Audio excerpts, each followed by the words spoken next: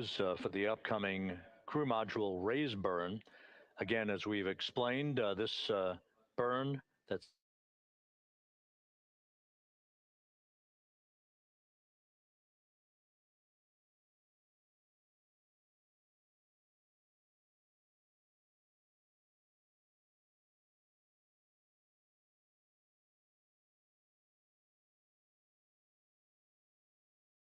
vehicle.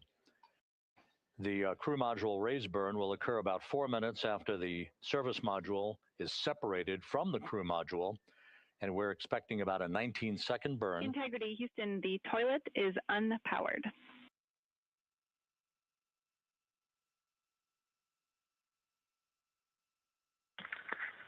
Christina Rogers, thank you.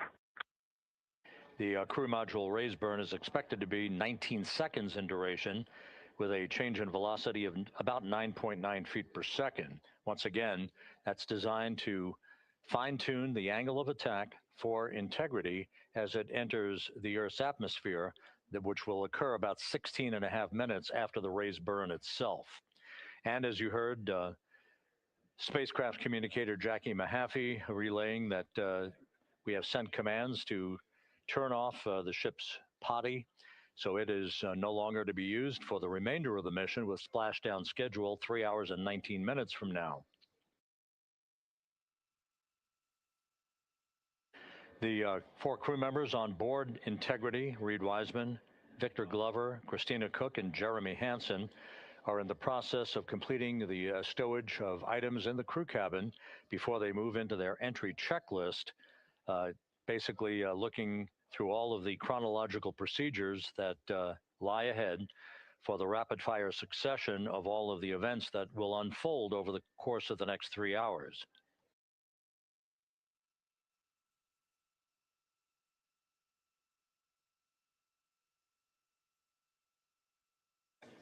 Integrity is about 25,000 nautical miles from Earth, continuing to accelerate towards a splashdown in the Pacific 3 hours and 18 minutes from now.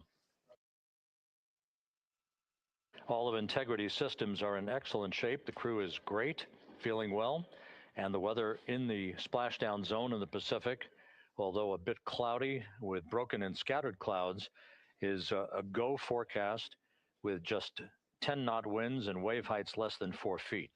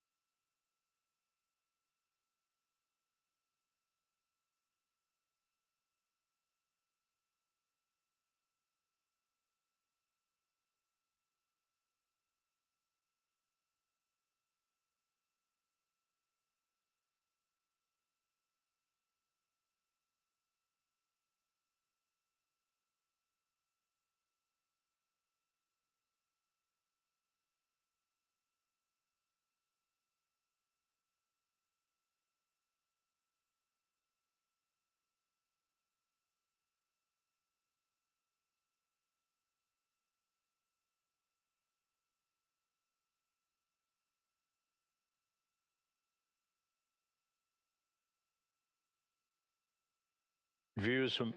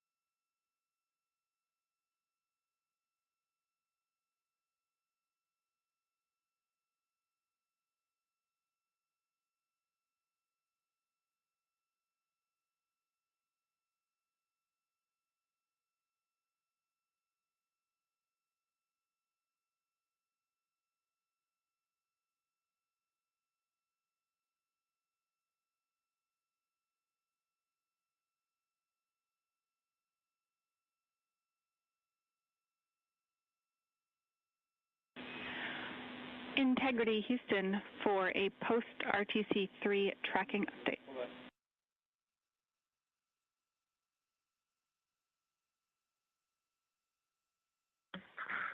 Go ahead, Houston.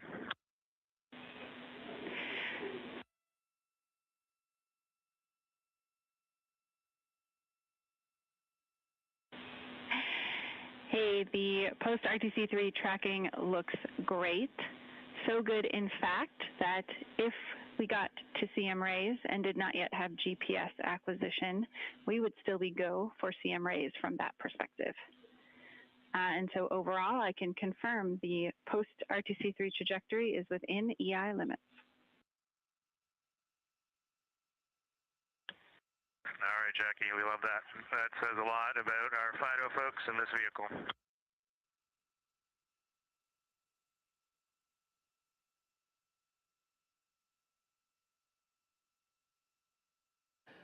This is Mission Control Houston.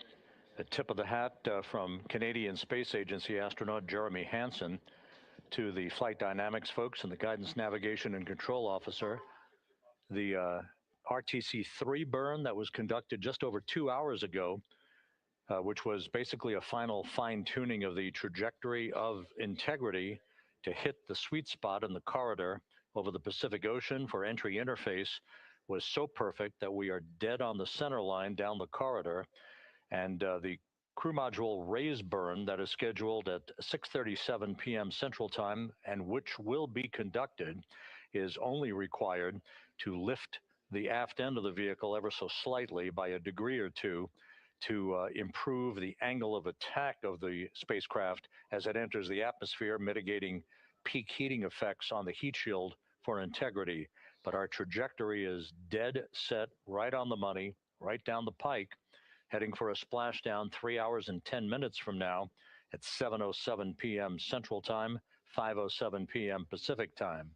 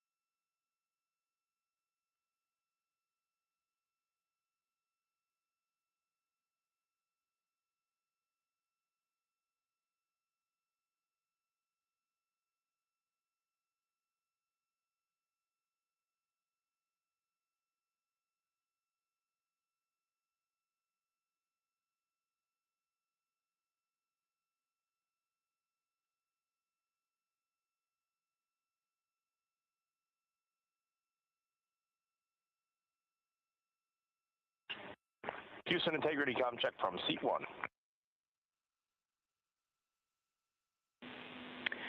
Seat 1, have you loud and clear coming down on both OE 1 and 2? How me on 1? Gotcha loud and clear on 1, Jackie. We're going to stay in this config on both 1 and 2, and Reed and Victor are in our seats, slowly proceeding along.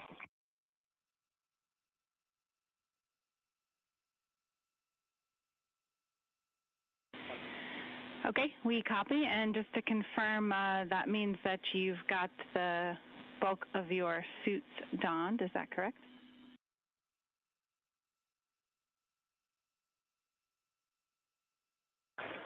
Just for Reed and Victor, A-firm. We're not gloved, not helmeted yet. Copy all. Thanks.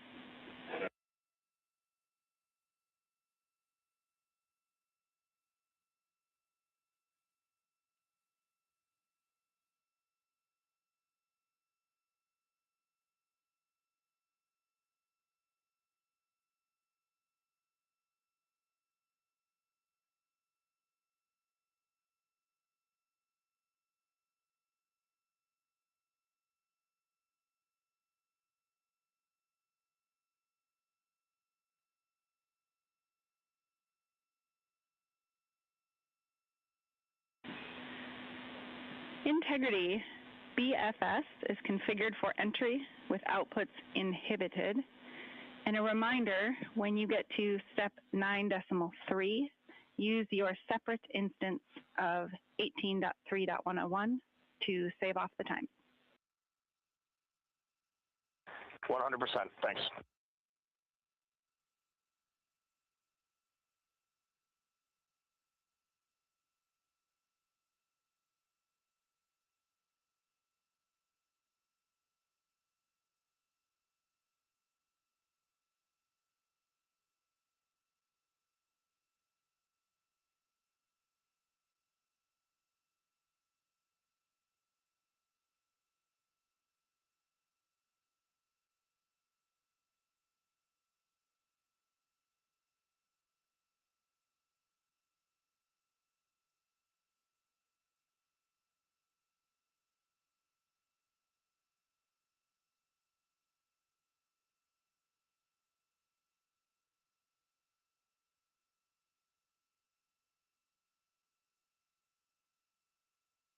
Houston integrity com check from C2. Victor, have you loud and clear? I'm coming up on 1. How me?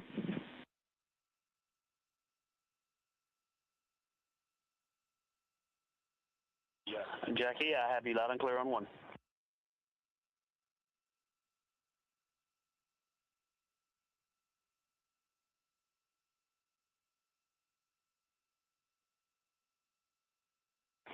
You are loud and clear on 2, Jackie.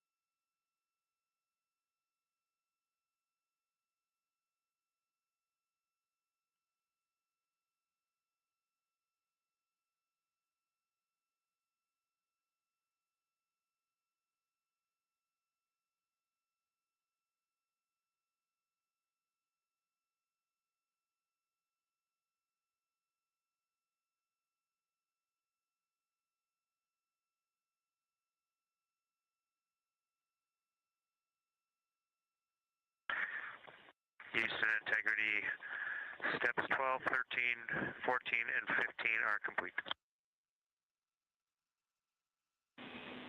Jeremy, Houston copies. Thank you.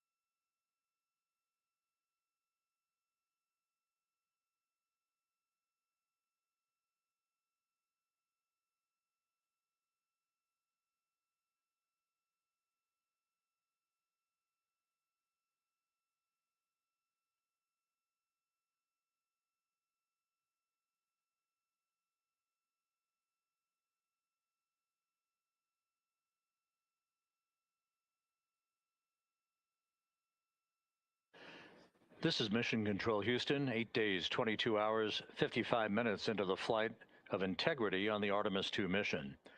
On board the vehicle, the four crew members, Commander Reed Wiseman, pilot Victor Glover, and mission specialists Jeremy Hansen and Christina Cook are suiting up in their Orion crew survival suits, the launch and entry suits that they also wore during their launch from the Kennedy Space Center back on April 1st.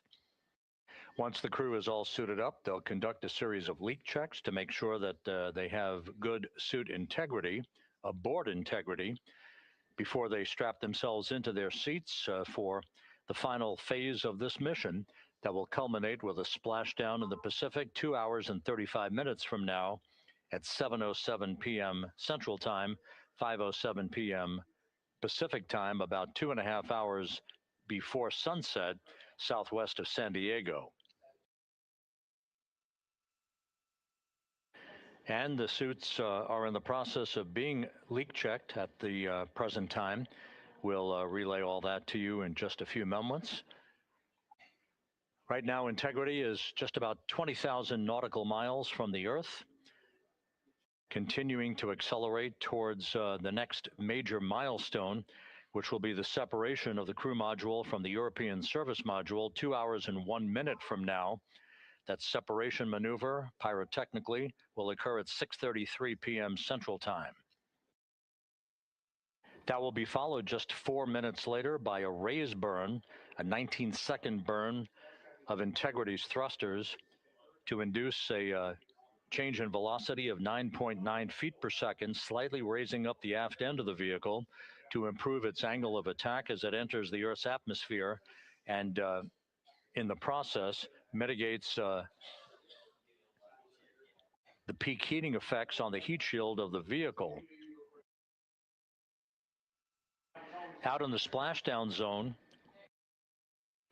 out in the Pacific Ocean, the weather is forecast to be go by the Spaceflight Meteorology Group here at the Johnson Space Center. Winds of just about 10 knots and wave heights less than 4 feet, which should be ideal for the recovery forces that are being deployed from the USS John Murtha to recover the crew, extract them, hoist them into 2 Navy helicopters, and fly them back to the deck of the Murtha to be brought into medical bay for post-splashdown medical checks. We now have a report from the environmental systems officer here that we have good suit leak checks. All 4 suits have passed the leak check, so we are in good shape here for entry and splashdown coming up just over 2.5 hours from now. One data point, just an update on some numbers that we've just received from Flight Dynamics, and these are unofficial and will not become official until post-flight. We now anticipate that the maximum speed that Integrity will encounter as it enters the Earth's atmosphere will be right around the same time as we enter a communications blackout of 6 minutes in duration. We're expecting Integrity's peak speed at 6:54 and 4 seconds p.m. Central Time, and at that point, the vehicle should be traveling at 24,661.21 miles per hour, which will be just 130 miles short in velocity of the record that was set back in 1969 by the Apollo 10 crew, Tom Stafford, Gene Cernan, and John Young, on their return from orbiting the moon.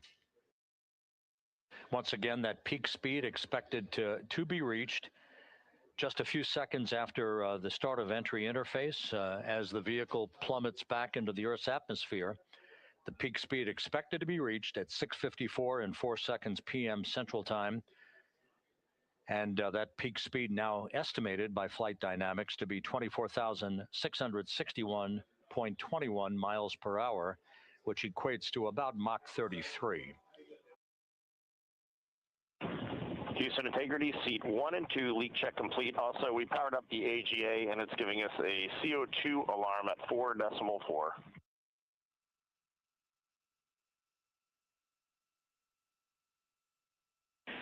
We copy leak check. We saw it as well. And copy CO2 at 4.4. We are discussing. We also on the AGA have a bit A of 16. We've seen that in the past. Should go away.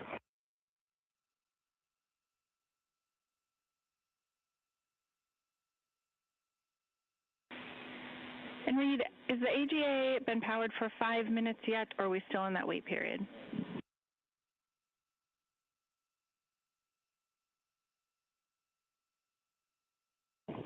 We are in the wait period. We expect that bit will go away. We copy, and that bit can also indicate that we cannot trust the other values, so we'll check back with you after the 5 minutes on the CO2 levels. Hey, firm.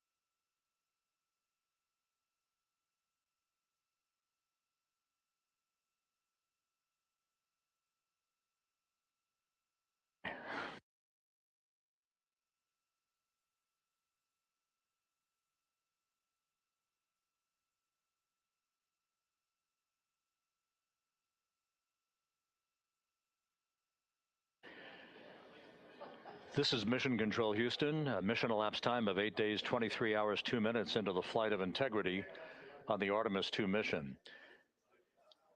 While we have a moment here, just an opportunity to run down some of the chronological highlights that lie ahead over the next 2.5 hours before Integrity splashes down in the Pacific Ocean.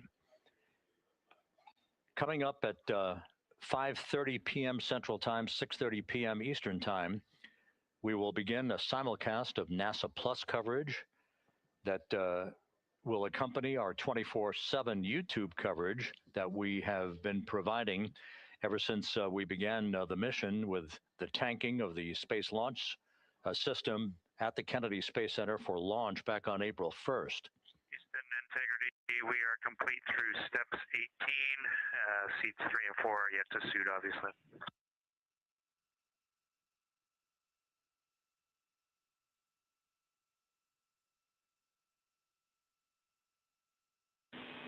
Jeremy, we copy you completed 16 through 18 and confirm for us whether you needed any adjustments of CIAS in step 17.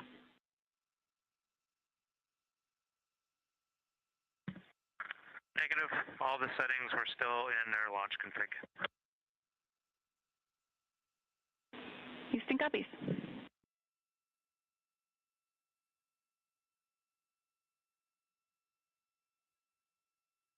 Once again, with the leak checks having been successfully completed on the 4 launch and entry suits for the crew members on board Integrity, once again, we'll begin our NASA Plus coverage as a simulcast to our 24/7 YouTube coverage in less than an hour at 5:30 p.m.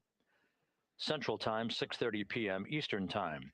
At 6:15 p.m., we're going to hand over communications from the Deep Space Network to the Tracking and Data Relay Satellite System as Integrity continues to approach the Earth. Currently, Integrity is less than 20,000 nautical miles from its destination and a splashdown in the Pacific. We will separate the European service module from the crew module at 6:33 p.m. Central Time. And just 4 minutes later, we'll conduct a raise burn, a 19-second burn of the Integrity thrusters to slightly tilt the vehicle's orientation upward, with the aft end being tilted upward. That will also change the velocity by 9.9 feet per second and complete the orientation of the vehicle for its angle of attack as it enters the Earth's atmosphere. Entry interface, where we reach the first traces of Earth's atmosphere and where most of the dynamic operations will then begin. Entry interface is scheduled at 6:53 and 31 seconds p.m. Central Time, where Integrity will be at an altitude of 400,000 feet above the Earth, traveling at about 34,882 feet per second with a range to splashdown of 1,701 nautical miles.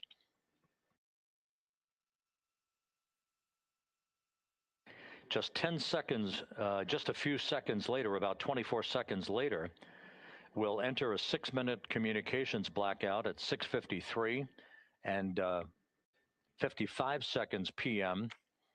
That communications blackout will be due to the buildup of plasma around the vehicle, the ionization of the interaction of the velocity of Integrity with the friction of the Earth's atmosphere.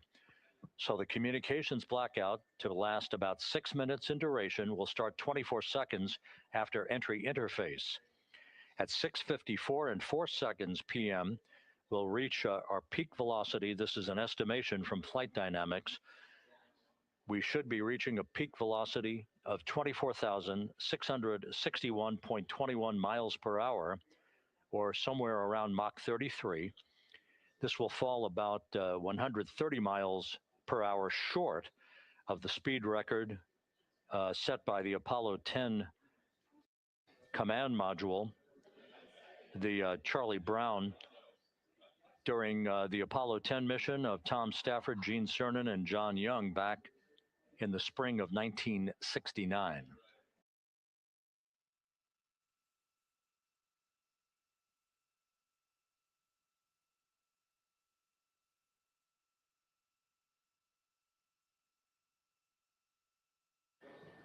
Once the communications blackout ends, which is expected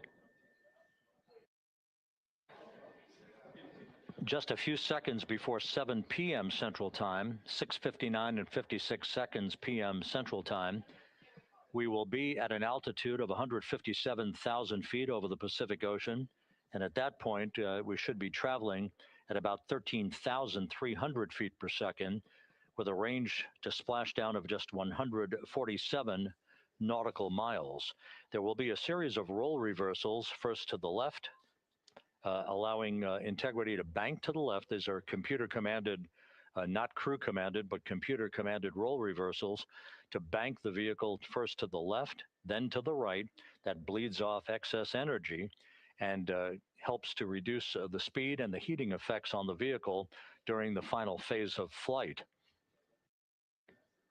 Starting at 7:03 and 22 seconds p.m. Central Time, we'll begin the series of chute deployments. In all, there are 11 parachutes associated with this mission.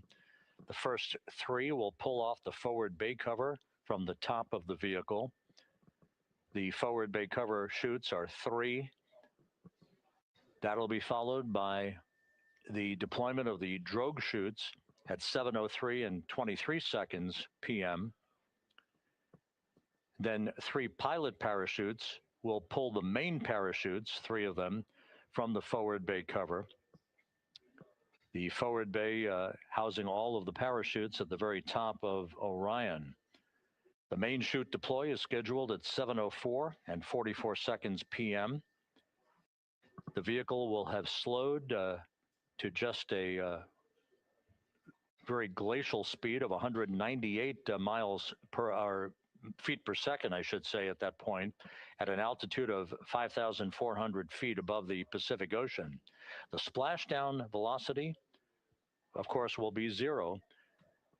19 miles an hour is the velocity that the crew will feel under the 3 main parachutes as they splash down in the Pacific, southwest of San Diego. So a number of major milestones lie ahead. Splashdown time is currently estimated at 7:07 and 7 seconds p.m. Central Time, 5:07 and 7 seconds p.m. Pacific Time.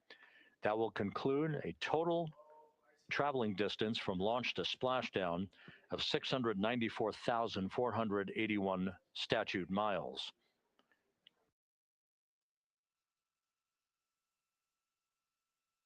We're just 1 hour and 48 minutes away now from crew module service module separation.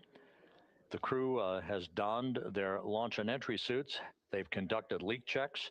Everything is in order, and the weather is go at the splashdown site. Some of the flying assets that will collect imagery of the descent of Integrity towards splashdown have already been deployed from the deck of the USS John Murtha. The actual recovery team members will be deployed in helicopters and fast boats a bit later on as we approach splashdown, and of course after splashdown itself. Once the vehicle splashes down, we'll be deploying the 5 inflatable airbags at the top of the vehicle with helium. That will ensure that the vehicle is upright throughout the course of the recovery operations. The team here in Mission Control will check all of the systems on Integrity, make sure that we are not leaking any toxic gases from the spacecraft, and that will be the signal for the start of the power down of Integrity systems and the ability of the first members of the recovery team to approach the vehicle to set up the inflatable life raft called the front porch, which will be used to bring the crew members out of the vehicle into that front porch one by one after the hatch is open to Integrity. We expect the extraction of the crew to be some 45 minutes to an hour after splashdown, which would be about 30 to 45 minutes after the vehicle is powered down.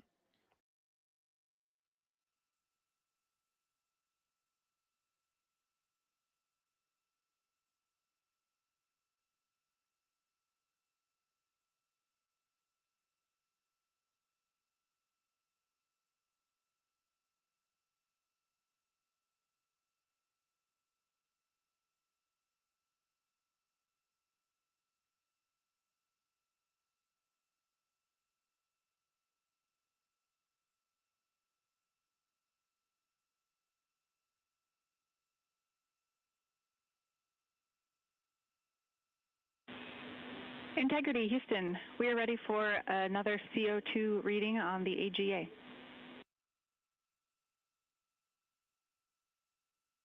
It is 5.1.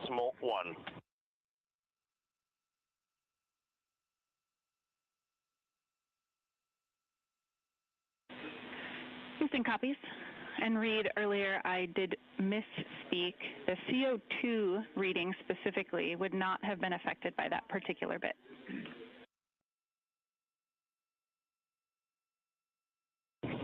Okay, sounds good. We just know we're in an ARS suit, and that's very likely contributing to that.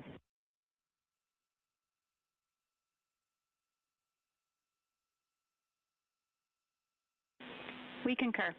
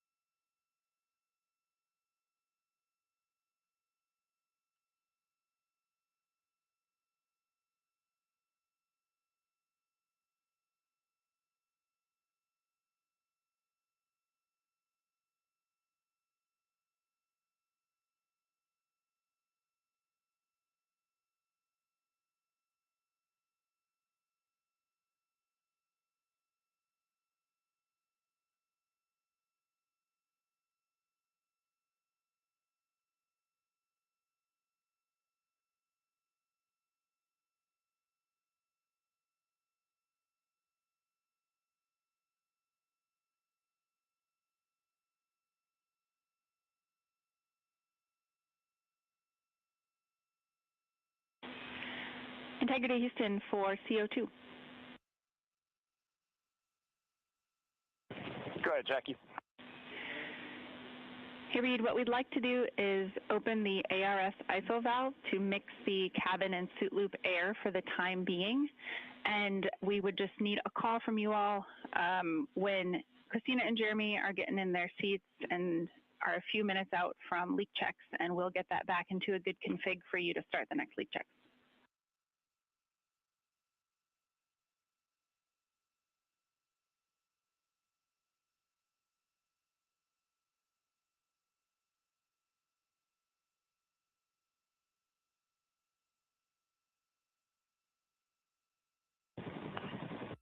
Hey, Jackie, that's a reasonably good idea. Can we just hang on that for a little bit and see how we're doing? Yep, up to you. We will wait. Let us know if you'd like that cabin air mixing. Is there a CO2 number where you guys would advise on that?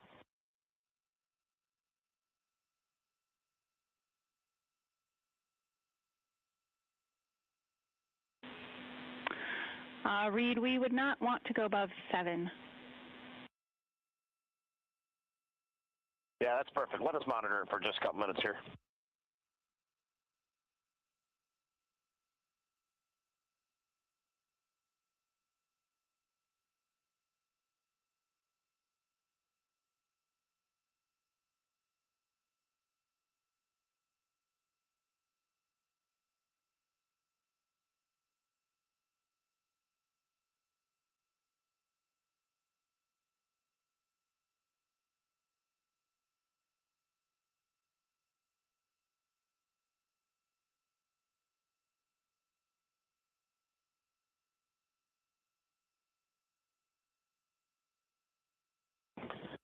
Houston, cabin entry config is complete, and Christina and Jeremy are about to start suit down.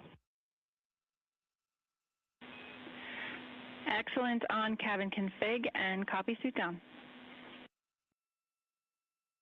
That call from Commander Reed Wiseman aboard Integrity indicating that following the successful leak checks on the 4 launch and entry suits, the crew will begin to actually don those suits now, and then they'll climb into their respective seats, both on the flight deck and the mid deck of the Integrity, in preparation for crew module service module separation that's scheduled 1 hour and 40 minutes from now.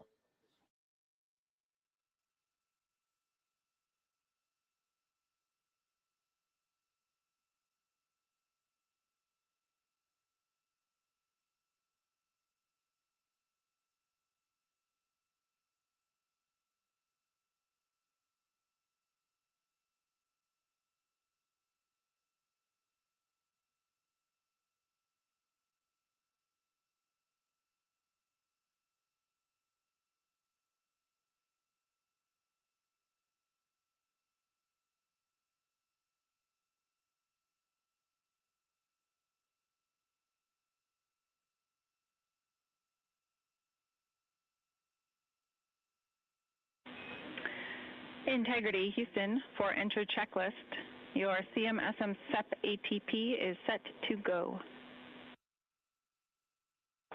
We see that on the PFD, Jackie.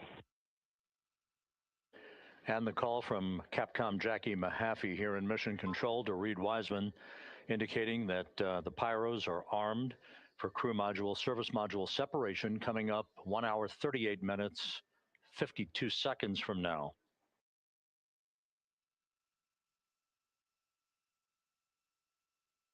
Integrity now squarely facing the planet Earth, 17,600 nautical miles away, headed for a splashdown 2 hours 12 minutes from now.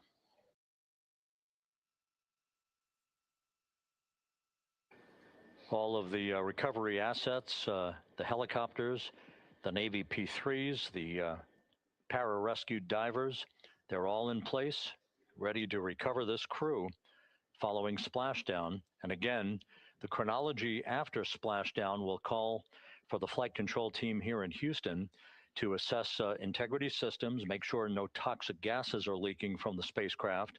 And first order of business will be the command to inflate the crew module uprighting system bags, the 5 inflatable airbags that will be inflated with helium to maintain its upright position as it bobs in the Pacific before the recovery forces reach the crew.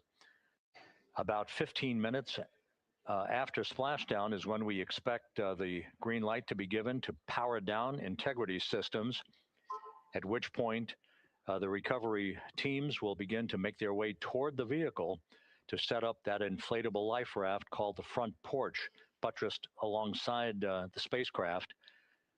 That will be the precursor to the opening of the hatch and the extraction of the crew members one by one into that raft, giving them a chance to get their land legs back as they feel the first sensations of Earth's gravity in 9 days and their high-speed return to Earth, with their peak speed reaching some 24,661 miles an hour.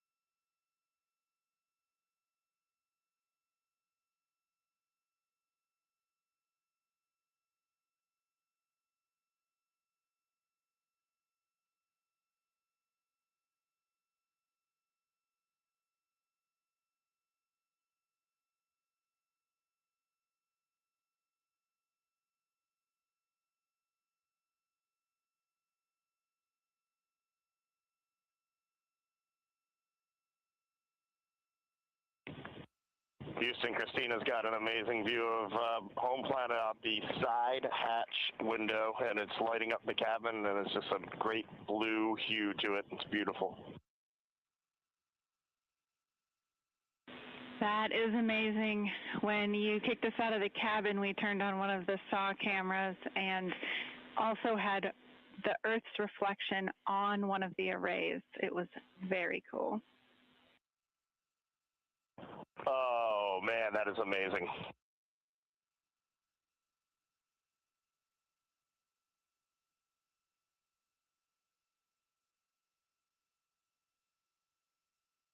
This is Mission Control Houston. Commander Reed Wiseman reveling about the view of the Earth from a distance of less than 17,000 nautical miles now. The cabin audio cable and boom mic are in F3 large stowed. We copy. The view that Reed Wiseman is describing is the view you're looking at right now as the Earth grows larger in the field of view with each passing moment.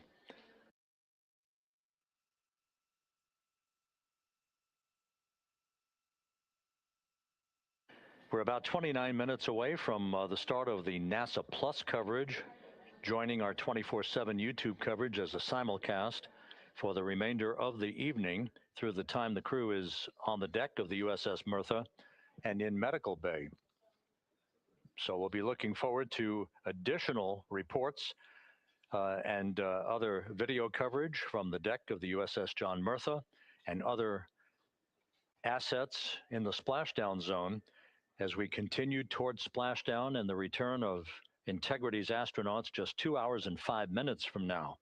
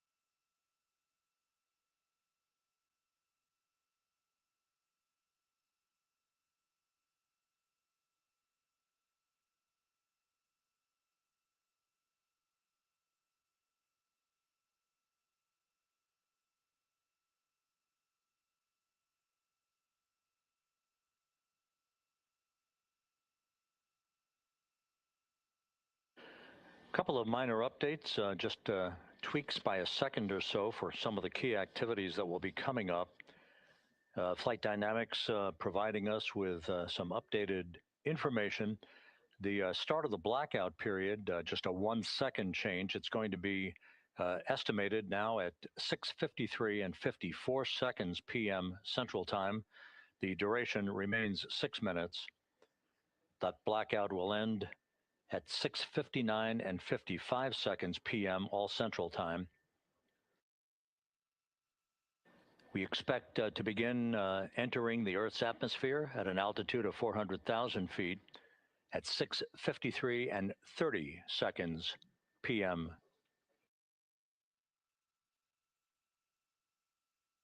And 1 second difference now in our splashdown time, if everything unfolds the way we believe it will.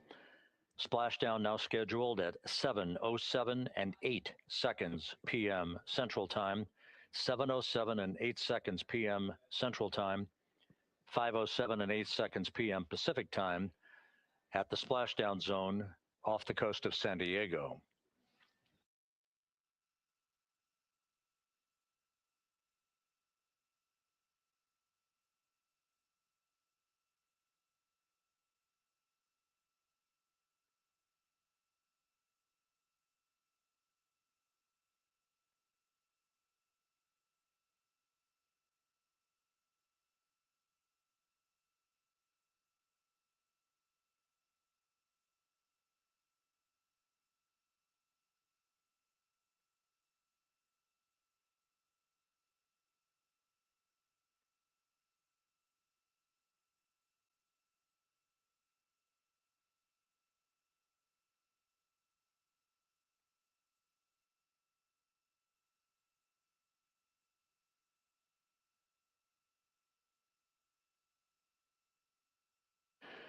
And one other update, the latest weather forecast from the Spaceflight Meteorology Group passed on to Flight Director Rick Henfling, calls for the clouds in the splashdown zone to be in the process of dissipating. The winds are somewhat reduced, now just 6 knots. The wave height's still less than 4 feet. All go forecast.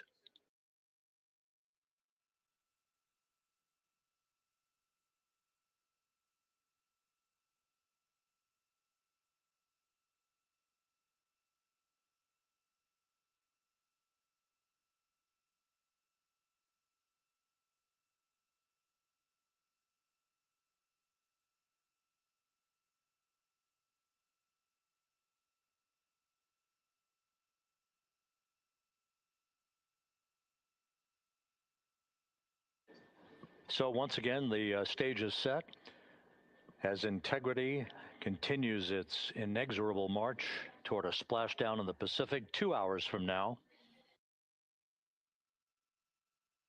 16,000 nautical miles away from the Earth.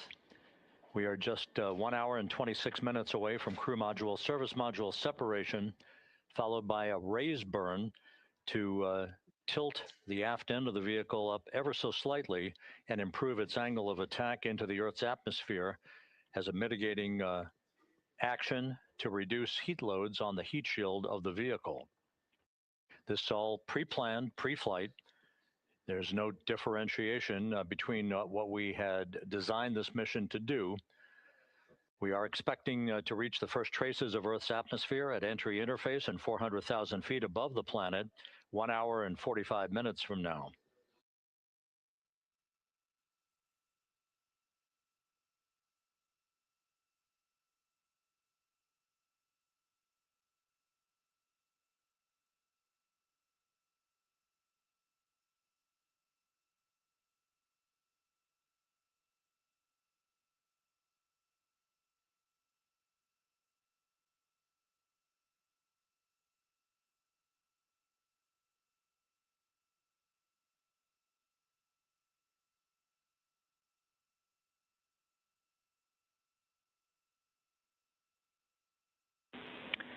Integrity, Houston.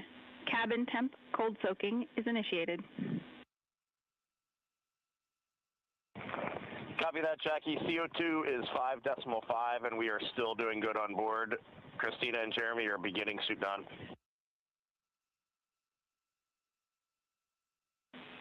Houston copies all.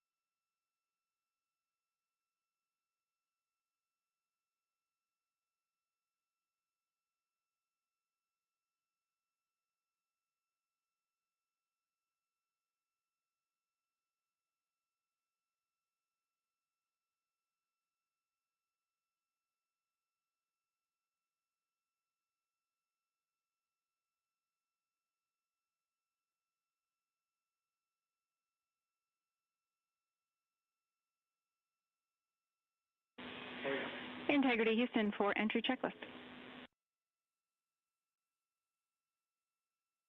Go ahead, Jackie. Reed, with this time to EI, we expect you're about to be stepping into steps 9 and 10 in the entry checklist. In step 10 for the SIP switch config, there are no deltas.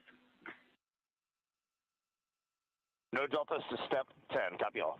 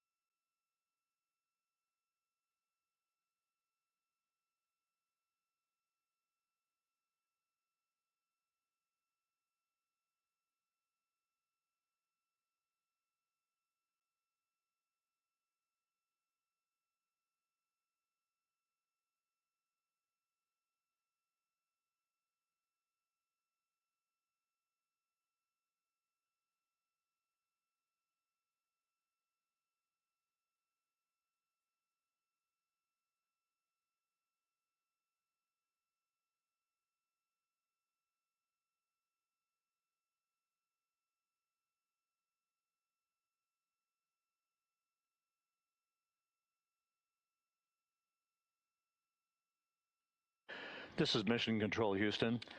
Once again, a great view of the planet Earth from Integrity from one of the solar array wing cameras.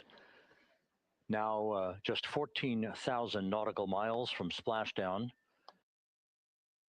Splashdown schedule for 7:07 and 8 seconds p.m.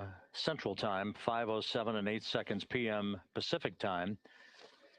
At a point to the southwest of San Diego in the Pacific Ocean, where the USS John Murtha is on station and where recovery team assets are being deployed to the predicted splashdown site to complete the mission of Integrity's astronauts and their lunar flyby.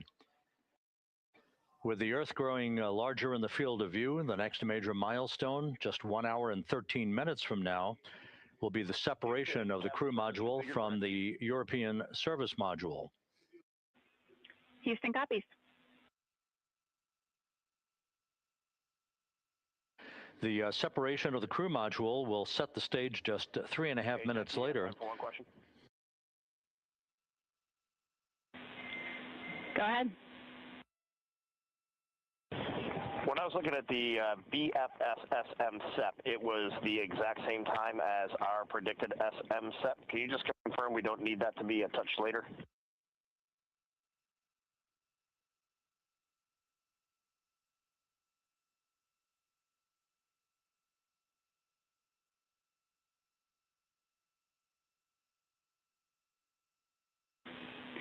And Reed, matching is expected. That's when the sequence will begin for that whole SEP config. Outstanding. Thank you for the verification. Here in Mission Control in the Artemis Flight Control Room, Capcom Jackie Mahaffey confirming some of the timeline activities with Commander Reed Wiseman aboard the vehicle. The crew has suited up in its launch and entry suits, ready to begin the critical phase of this mission. Their homecoming to a high-speed entry and a parachute-assisted splashdown in the Pacific. Once again, the next major milestone, 1 hour, 11 minutes from now, the separation of the crew module from the European service module as Artemis's astronauts head home to complete this historic flight.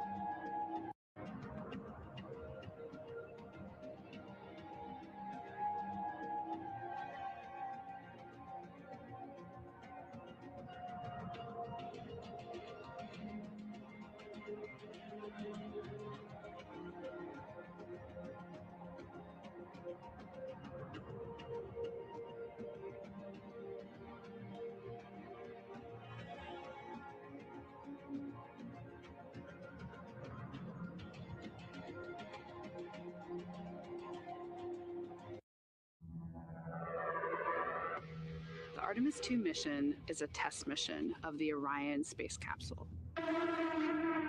Artemis II will be the first time we put humans on this rocket.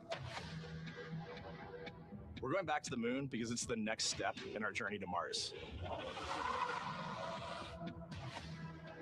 We were always going to the moon. Pushing ourselves to explore is just core to who we are. It's a part of being a human. And liftoff.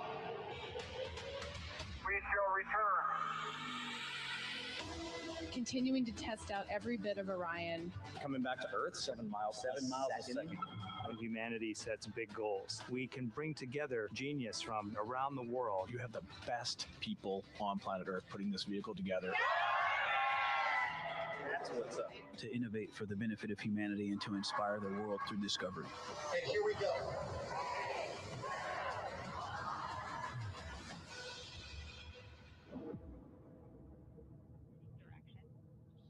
th 1972, 2:25 p.m. Eastern Standard Time. The Command Module America splashes down in the Pacific with Gene Cernan, Ron Evans, and Jack Schmidt aboard as the Apollo 17 mission came to an end, along with humanity's first series of expeditions to the moon. Today at this hour, you are looking live at our planet from the Integrity spacecraft, heading for a splashdown in the Pacific off the coast of San Diego just 1 hour and 35 minutes from now. And good day from the Artemis Flight Control Room here at the Johnson Space Center in Houston, where the entry flight control team is on duty at this hour, led by Flight Director Rick Henfling, joined on console with the voice you'll hear talking to the crew throughout the course of the day. That is Jackie Mahaffey, second from your left. Everything has gone extremely well as we are closing in on the return of Artemis's astronauts from their flight around the moon and historic lunar flyby that will culminate with that splashdown in the Pacific off the coast of San Diego just 1 hour and 35 minutes from now. And with that, it's a good entry pad, and we can continue in the procedure. Integrity. You're looking at a live view inside Integrity. Reed Wiseman on the left doing a fist bump with pilot Victor Glover on the right, and down in the middeck area just below their feet, suited up in their launch and entry suits, are mission specialists Christina Cook and Jeremy Hansen of the Canadian Space Agency. A number of milestones yet to unfold before splashdown just over an hour and a half from now. Earlier today, the crew woke up at about 10:35 a.m. Central Time. They completed the final major maneuver of the flight, that being the return trajectory correction 3 burn. It was an 8-second burn that fine-tuned its trajectory to enter a corridor over the Pacific Ocean a short time from now. That will be the point of entry interface, where the crew will reach the first traces of Earth's atmosphere at an altitude of 400,000 feet. The crew moved into its entry checklist just after 4 p.m. Central Time, suited up in those launch and entry suits, conducted leak checks, and now are in the final stages of their entry checklist. Instruction 115 of entry checklist. SM separation ATP is go. Houston copies. The next major milestone on the route home. Fully zipped, and they're working on EBS and then seating up. We copy. Thanks for the status. Jackie Mahaffey talking to Reed Wiseman aboard Integrity. The spacecraft now about 12,000 nautical miles from the Earth's surface. The next major milestone on tap for the crew will be the handover of communications from the Deep Space Network to the Tracking and Data Relay Satellite System. The Deep Space Network came into play after the translunar injection burn back on April 2nd that propelled Integrity toward its lunar flyby. We'll be back on the TDRS network here in about 41 minutes. Following that, the next activity will be the pyrotechnic separation of the crew module from the European service module. That is scheduled at 6:33 p.m. Central Time, followed 4 minutes later by one final critical maneuver. That will be a 19-second burn of Integrity's thrusters in what is called the crew module raise burn. Now, what that does is it basically acts If you were sitting in a reclining chair, you'd basically tilt yourself back. It raises the aft end of Integrity ever so slightly, and that is the final opportunity for us to fine-tune the angle of attack of Integrity through the area of peak heating at entry interface that will come a bit later on, about an hour and 18 minutes from now. So after the raise burn, we will be in the final orientation that will minimize any peak heating on the heat shield of Integrity, and prior to the time the crew enters the Earth's atmosphere at an altitude of 400,000 feet. Entry interface. This is the critical time where the crew will reach the first traces of Earth's atmosphere at an altitude of 400,000 feet, traveling 34,882 feet per second.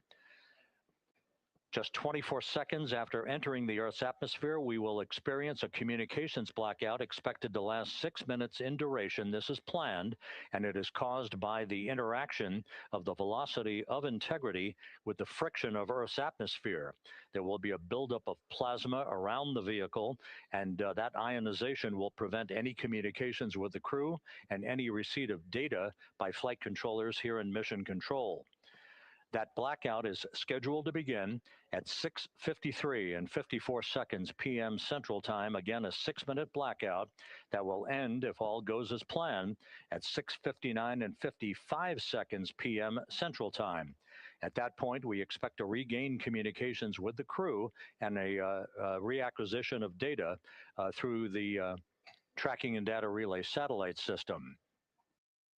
We will have a series of roll maneuvers. These are computer commanded that will roll the vehicle slightly to the left, then back to the right. That will bleed off excess energy as we begin our peak period of velocity. We expect to reach a maximum velocity of 24,661.21 miles per hour, equivalent to about Mach 33 times the speed of sound, shortly after we enter that blackout period. Once we exit the blackout period, of course, we're in the denser regions of the Earth's atmosphere, and then we get set up for the parachute deployment sequence. First, the deployment of 3 forward bay cover chutes that will pull essentially the top forward bay cover off the very top of the Integrity vehicle. That will be followed by the deployment of drogue chutes, and then the final deployment of a series of 3 main parachutes at 7:04 and 44 seconds p.m. Central Time. From that point on, it is about 3 minutes or so until splashdown. Splashdown scheduled at 7:07 and 8 seconds p.m. Central Time at a gentle speed of 19 miles an hour. So just to give you some perspective, at the time that we enter the Earth's atmosphere, we're traveling somewhere around Mach 32. We will splash down at a speed of about 19 miles an hour. The G-forces that will build on the crew members inside Integrity will build to about 3.9 Gs.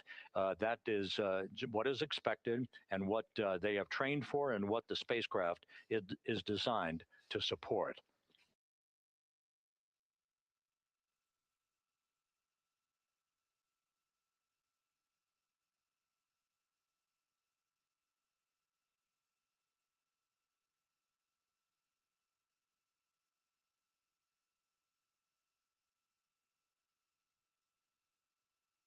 The latest weather forecast out in the recovery zone off the coast of San Diego is a GO forecast from our meteorologists here at the Spaceflight Meteorology Group at the Johnson Space Center.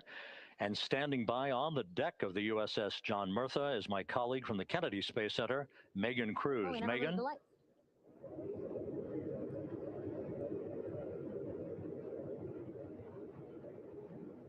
Hey there, Rob. Yeah, welcome to the bow of the USS John Murtha. This is where we will report out live updates from the ship as NASA and the U.S. military work to recover our Artemis II astronauts in just about an hour and a half. How exciting. Now, right now, as you can see, we are out in the Pacific Ocean. We are just west of San Diego. We're actually staged about 6.5 miles away from where we expect Orion to splash down. And then we will incrementally move closer. So at the time of splashdown, we'll be about 5 miles away, and then we will will move to 3.2 miles away. At that point, we'll pause, make sure that all the debris that might be coming down with Orion, because basically some parts of like the parachute system, they're jettisoned off Orion during descent. So we'll just want to make sure that those all land in the water and that we are safe to move even closer. So we will make sure that we can move a little closer, and at that point we will move to a mile away from Orion. And at that point the ship will circle the capsule while NASA and Navy recovery forces work to get our astronauts out, and we should have great views of the bow from here. But also we have a ton of cameras all around the ship. For example, we actually have some cameras right to the left of me here on the bow. These are very strong, stabilized cameras. We can really get up close to make sure that we are sharing all the images we have available to you. We also will have some views from above. We actually have 5 planes providing live views of Splashdown today. In fact, some of those aerial assets just took off from San Diego minutes ago. And then actually here on the flight deck, you see 4 helicopters, the 2 in the back. Those will take off in about 30 minutes from now, also with live cameras. So again, lots and lots of imagery that we hope to share with you today. And then those 2 helos in the front, those 2 will pluck the crew out of the water and fly them back to our ship. Now, the combined team here on the ship, more than 550 people, left San Diego 4 days ago, and since then I've watched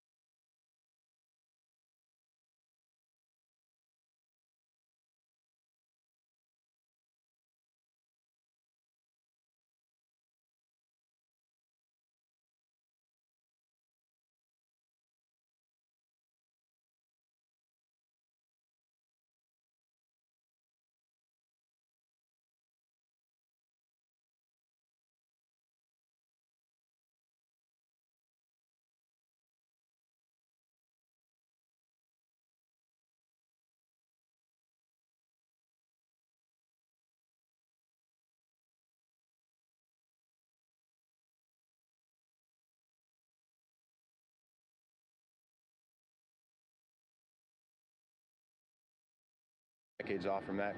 But, over the past 4 or 5 years, really with this ship over the past year, we've constantly trained and working for this moment right here. Building up the hype, but to get to this point today, to be able to trust all the training we've done. We worked with, working with NASA, the Air Force, the medical team, dive team. You want to talk about high performance organizations coming together, working in unison? We are seeing that here on board the USS John P. Murtha, and I can't be more proud of all the work everyone's doing. Yeah, you had some great words this morning saying just that again, that it's really nice to see everybody working together and so excited. I mean, you just became the commanding officer of the ship back in February. How does it personally feel for you to be a part of this historic moment today? Yeah, I mean, first and foremost, I'd say any opportunity to command any warship in the United States Navy is a tremendous honor, is a pinnacle of any naval officer's career. That being said, as my change of command was approaching, and I realized that Artemis was going to be in the window here, to say that I'm humbled and honored to be here is an understatement. What really just excites me is the opportunity to see this crew, who has been training so hard over the past year plus, come together. It is what inspires me. Listening to NASA and the ownership and pride they take. They make my crew better. I think we're making NASA better together. That synergy is something that I'm happy to see and hopefully take forward with me in my career. Yeah, it's all about partnerships. We couldn't do it without you, and we couldn't have gotten to the moon without our international partners as well. So thank you so much, Captain. It was really great to have you here today. Thanks, Megan. Awesome. All right, Rob, back to you. Thank you, Megan. Back here in Mission Control in Houston. We just had a quick view of the crew. We'll get that view back, and there they are again. Here in Mission Control, the entry team of flight controllers led by Rick Henfling and Jackie Mahaffey serving as the spacecraft communicator. We have just handed over communications links from the Deep Space Network that we April 2nd. We've just handed back to the Tracking and Data Relay Satellite System as we prepare for the crew module service module separation that will take place just 17 minutes from now. With the Earth looming in front of Integrity as it barrels back for a splashdown of the Pacific just 50 minutes from now, we're just 5,700 nautical miles from splashdown. Just one other quick note about the comparison from the Artemis I entry profile to the Artemis II entry profile and how that is serving as an extra layer of protection for Integrity's heat shield. The Artemis I entry had an entry range of some 3,178 nautical miles, a very long downtrack, and a very longer period of exposure to heat loads than we're experiencing tonight. It also had that skip entry profile that we discussed earlier, dipping into the Earth's atmosphere, then back out, then back in. It was about 20 minutes of exposure. Integrity, Houston, comm check on TDRS. Jackie, we have it loud and clear on TDRS. We have you the same. And there's one of the weather balloons being deployed from the USS John P. Murtha.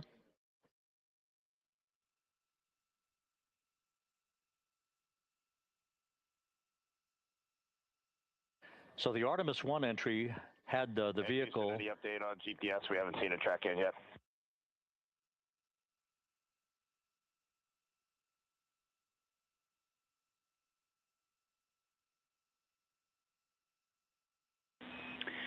Reed, we are watching. We are starting to get into the window where they may start acquiring, so should be within the next 10 minutes. Okay, sounds good. We're holding at step 17 and getting ready for CMRCS hot fire.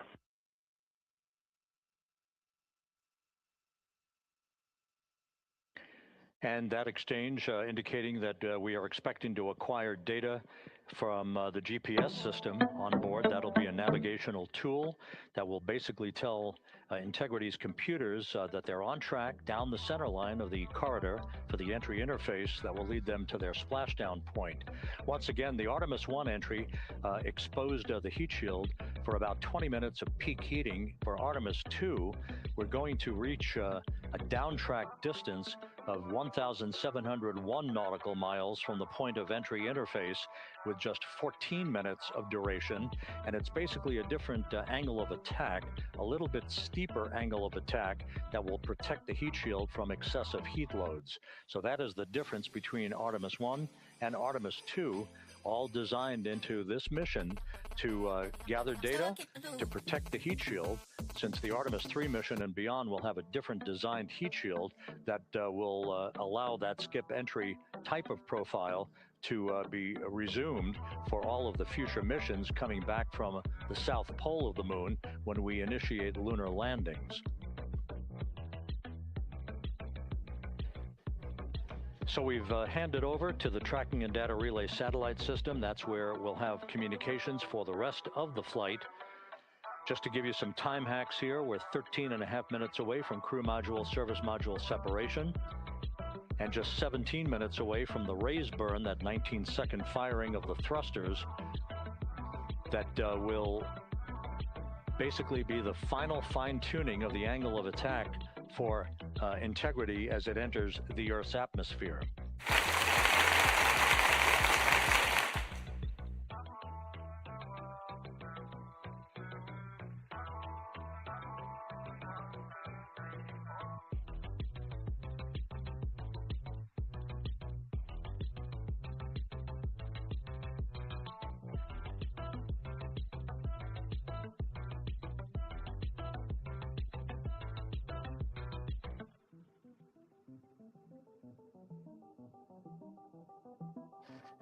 And once again, a dueling box view of some of the assets that are involved in recovery operations today.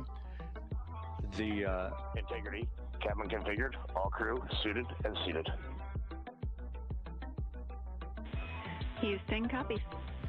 That confirmation from Reed Wiseman aboard Integrity, as you see the assets being deployed to the splashdown zone. At the time of splashdown, we expect the John P. Murtha to be about 5 miles away from Integrity, keeping a safe distance until we are sure that the vehicle is in the water and upright, and that it is in a good configuration system-wide for the recovery teams to begin to approach the vehicle to erect that inflatable raft. 2 minutes to CM RCS warm-up hot fire.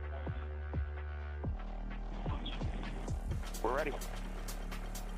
That call from spacecraft communicator Jackie Mahaffey indicating that we're 2 minutes away from a quick burst of the reaction control system. Thrusters, that will be a hot fire test prior to the separation of the crew module from the service module. The European service module has performed flawlessly throughout this flight. Everything, all the burns that had been prescribed for that service module have been executed on time and without a problem. There is the European flight control room that has overseen the manufacturing, the design of the European service module. They deserve quite a bit of credit on this mission for not only propelling the Integrity and its astronauts toward the moon, but also conducting the fine-tuning of its trajectory to bring it to this point where we are dead spot on down the middle of the corridor trajectory-wise to bring Integrity down for its splashdown in the Pacific just 44 minutes from now.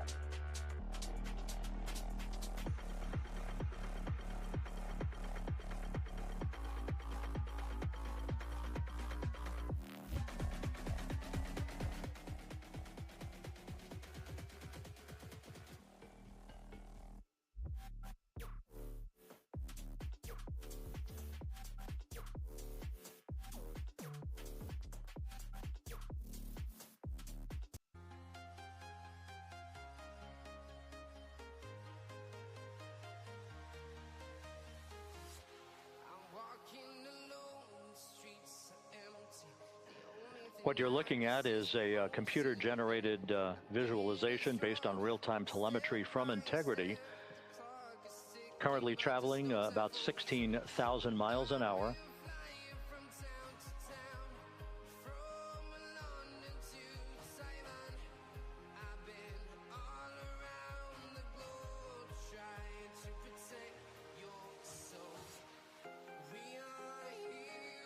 Integrity traveling about 16,000 miles an hour. For the prop cautions, we're taking a look. Copy that. Now just about 5,100 miles from Earth. Splashdown scheduled 43 minutes from now. We're just 9.5 minutes away from the crew module service module separation.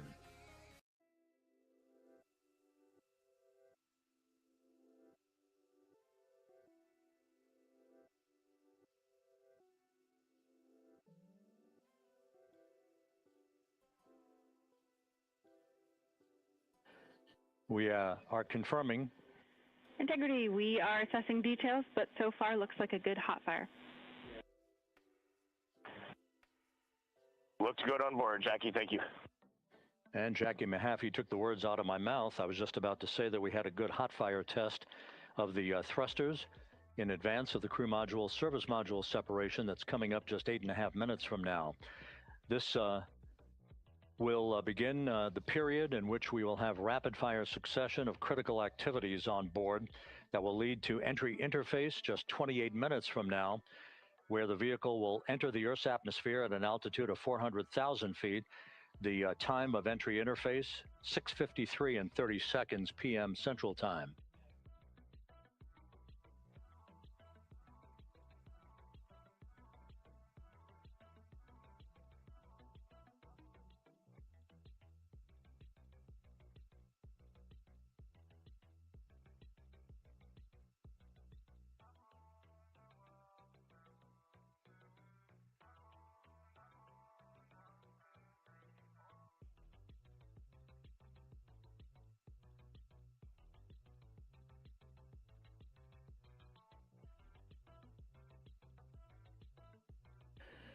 Integrity's astronauts were awakened at mid-morning to begin their entry preparations.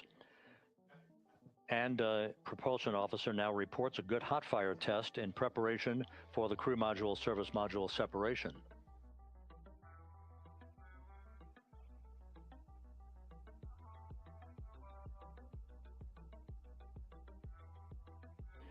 We're now inside 41 minutes until splashdown. Integrity Houston, we have confirmed a good CMRCS hot fire. And although we are not seeing GPS acquired yet, you can skip the troubleshooting steps in 157 for now. Integrity copies.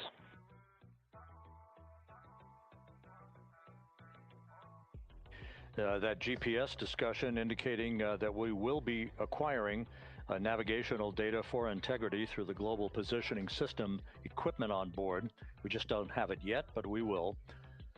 All of Integrity's systems are in great shape to support its high-speed entry into the Earth's atmosphere. It, once again, will reach a peak speed of 24,661.21 miles an hour. Your call, GPS. We at least have GPS 1 looking good on board.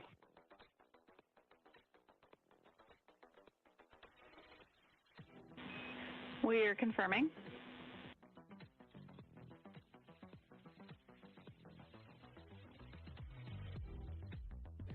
The Guidance, Navigation, and Control Officer here in Mission Control confirming that we have good lock on GPS data.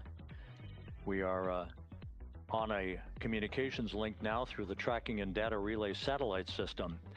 Now, following splashdown, we're going to lose that link and go to what's called a VLDR, a very low data rate communications link, so that we can talk to the crew inside Integrity as they are on the water. Integrity, confirm we do see good GPS. We do too, especially GPS 1 is accepting in nav channels 1 and 3. That GPS data is basically telling Integrity's onboard computers its position relative to the Earth, but its trajectory and its orientation according to flight dynamics and the Guidance, Navigation, and Control Officer is spot on. We have now armed the pyros for the crew module service module separation coming up less than 5 minutes from now.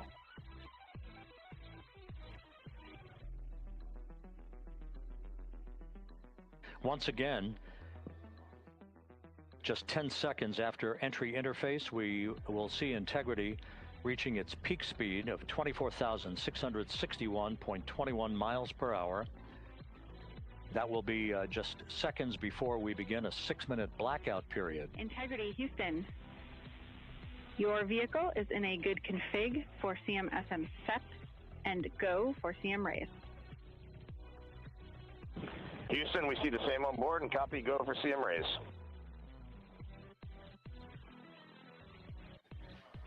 That CM raise referred to as the slight firing of 19 seconds by Integrity's thrusters with a change in velocity of 9.9 feet per second, a slight nudge of the aft end of the vehicle so that it's tilted a bit upward, providing the final angle of attack as the vehicle enters the Earth's atmosphere.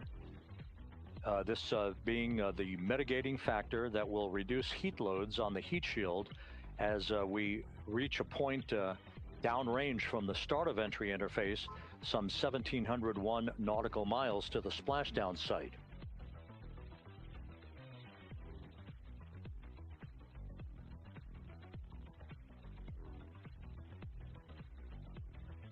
Integrity systems in excellent shape. We are currently 3,300 nautical miles left in this mission. Splashdown scheduled 36 minutes, 39 seconds from now.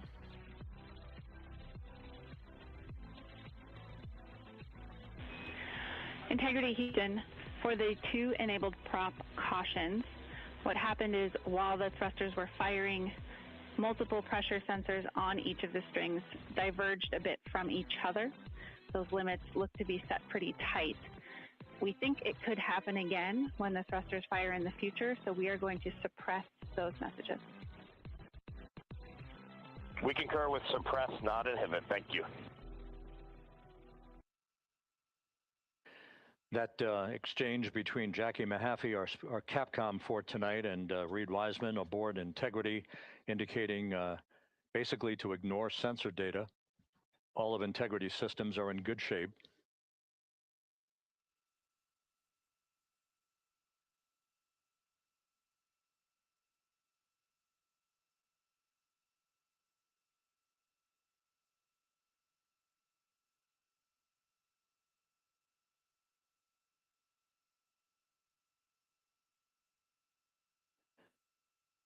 Now, coming up on about 90 seconds till the crew module, service module separation.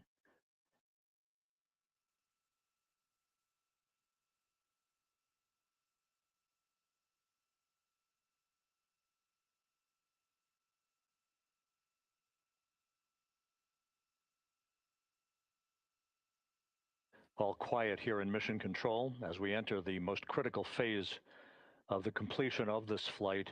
All of the preparatory activities leading up to the vehicle entering the Earth's atmosphere just 21 minutes from now.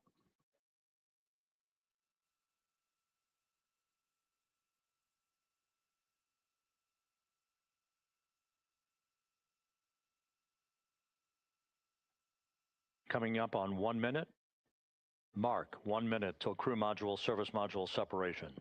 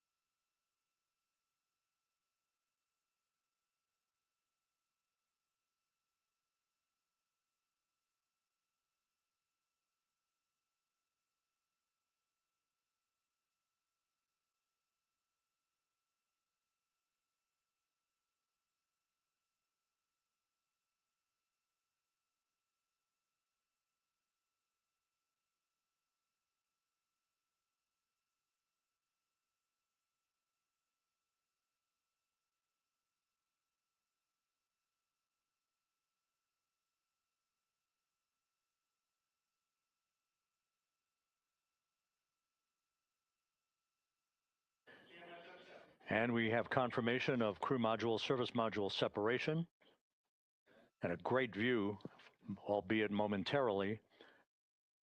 Houston, good step on board. Houston copies and concurs. The European service module now separated from Integrity, a job well done. Integrity, no action for the 4 CDH cautions. Those are SM related, not applicable. Integrity.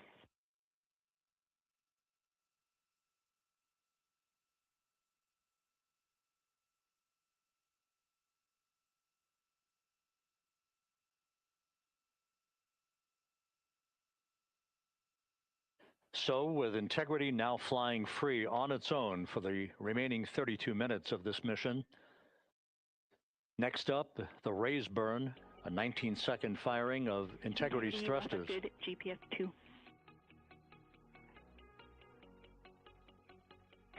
Integrity copies, good GPS 2. Coming up on the 2-minute mark until the raise burn. Again, this is the final tweaking of the orientation of Integrity to put it in the right angle, if you will, the angle of attack that it will fly in during its entrance into the Earth's atmosphere. Entry interface now just 18 minutes, 25 seconds away. This is a visualization, but driven by real-time telemetry. This is the maneuvering of Integrity to the raise burn orientation. Just 2,800 miles from Earth.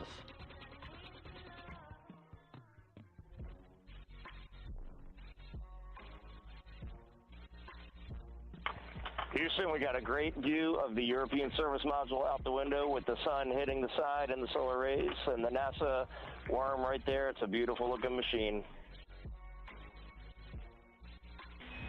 Roger.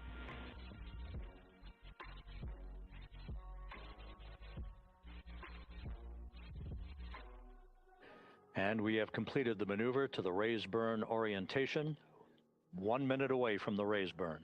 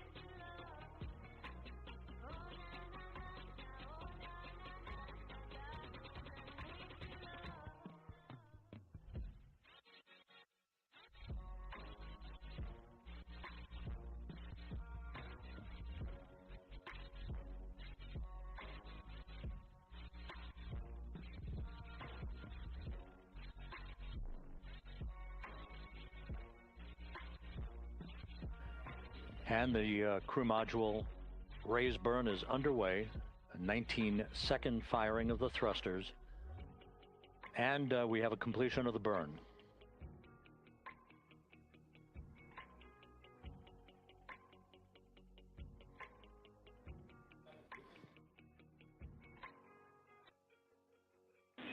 Integrity, good. CM raise burn. Your flight path angle is within limits.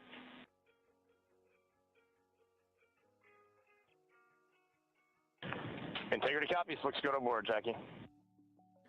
So the final maneuver is now complete.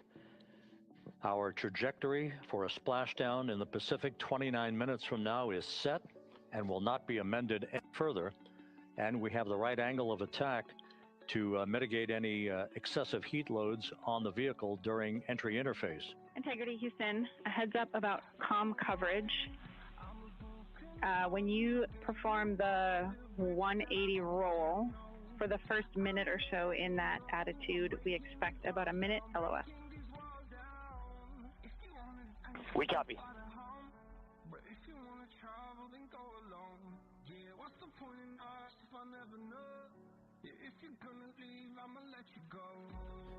So for those who are watching the series of events coming up, we will enter the first traces of Earth's atmosphere 14 minutes, 45 seconds from now. 6:53 and 30 seconds is what is pegged for entry interface at an altitude of 400,000 feet, traveling at approximately 34,800 feet per second, range to touchdown or splashdown 1,701 nautical miles. 24 seconds after entry interface, we will enter a 6-minute blackout period in which we will lose communications with the crew. This is expected due to the buildup of plasma around the vehicle. That's an ionization effect due to the collision, if you will, of the velocity of the spacecraft with the friction of the Earth's atmosphere. That 6-minute blackout is expected to begin at 6:53 and 54 seconds p.m. Central Time. During that period of time, we will reach our peak speed of 24,661 miles per hour. That comes just short, based on unofficial data from the flight dynamics officer right now, will come just short of the velocity record set by Apollo 10 of 24,791 miles per hour in 1969. We expect peak heating on the vehicle at 6:54 and 52 seconds p.m. Central Time, a minute and 22 seconds into entry interface. At that point, we will be just 204,000 feet above the Earth, traveling at 33,000 feet per second. The blackout period is expected to last 6 minutes. We expect that blackout period to end at 6:59 and 55 seconds p.m. Central Time. From the end of the blackout period until splashdown, it is just 7 minutes, at which point we'll start deploying the series of parachutes to slow integrity down to an ultimate splashdown velocity of just 19 miles an hour. We see the same, waiting for the 180 rolls.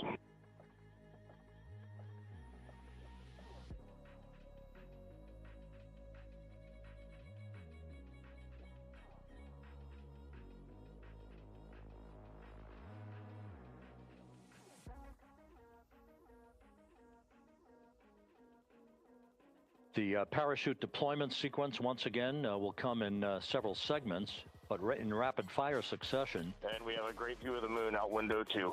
Looks a little smaller than yesterday. Guess we'll have to go back.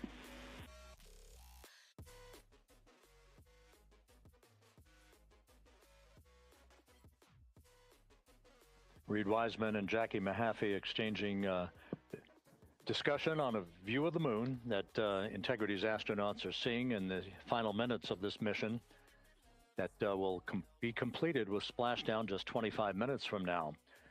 3 forward bay cover parachutes will be used to pull the forward bay cover off the top of the vehicle. Then 2 drogue parachutes will be deployed to slow and stabilize the crew module during its descent, followed by 3 pilot parachutes that will lift and deploy the main parachutes from the forward bay. The final sequence will have 3 main parachutes deployed. These will be 116 feet in diameter, each main parachute approximately 265 feet long when reefed. The parachutes will ultimately slow Integrity down from its peak speed of almost 33 times the speed of sound to a gentle 19 miles an hour at splashdown.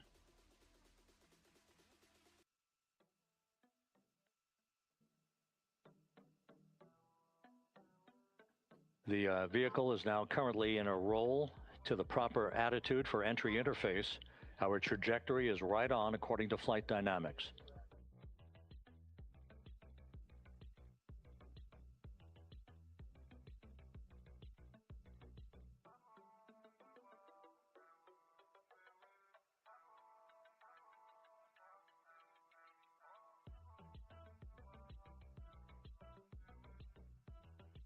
Integrity is on a trajectory from southwest and northeast across the Pacific Ocean, descending at a rate of 15,000 feet per second.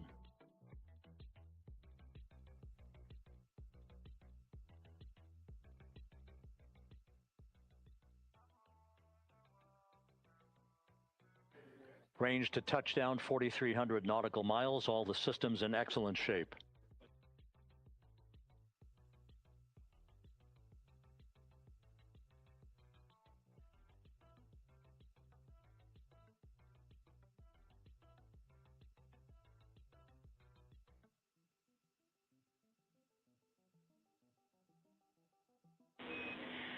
Integrity, Orion in the EI roll 180 attitude.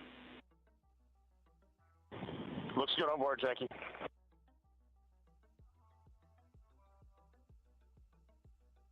This view out of one of Integrity's windows. We had a call for 3 good baros. Those are barometric pressure sensors that feed altitude and rate of descent information to Integrity's computers that will trigger the parachute deployment sequence. We are less than 9 minutes away from entry interface, 22 minutes from splashdown.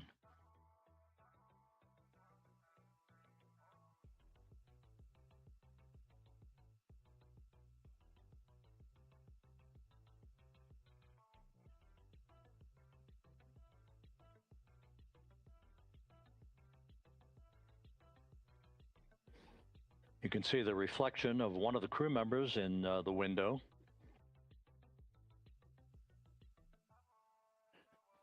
Out in the Pacific, the weather conditions remain go. Just a few clouds, some scattered clouds, winds at 10 knots, wave heights just about 4 feet. A gentle day in the Pacific for the homecoming of Integrity's astronauts.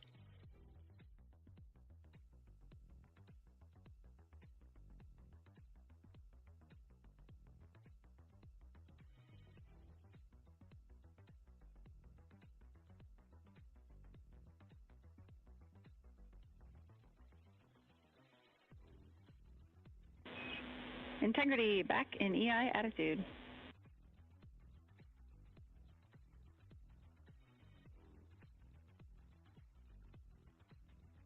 We see the same on board, Jackie.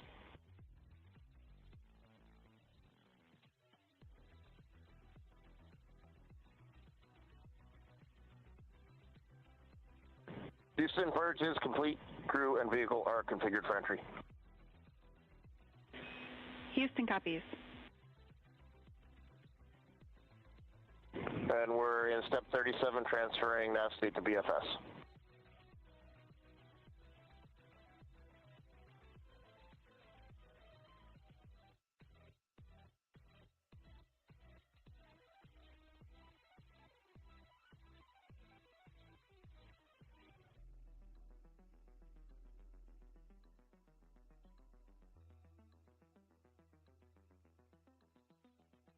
And Houston, in instruction 509, we are not below 0.2.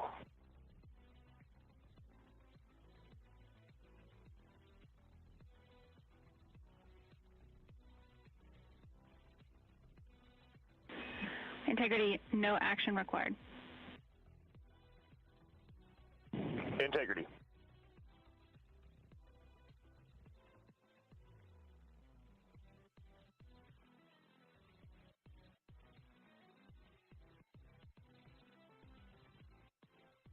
Now 6 minutes away from entry interface. We will hit the first traces of Earth's atmosphere at an altitude of 400,000 feet, traveling about 34,882 feet per second. Ranged splashdown at that point will be 1,701 nautical miles.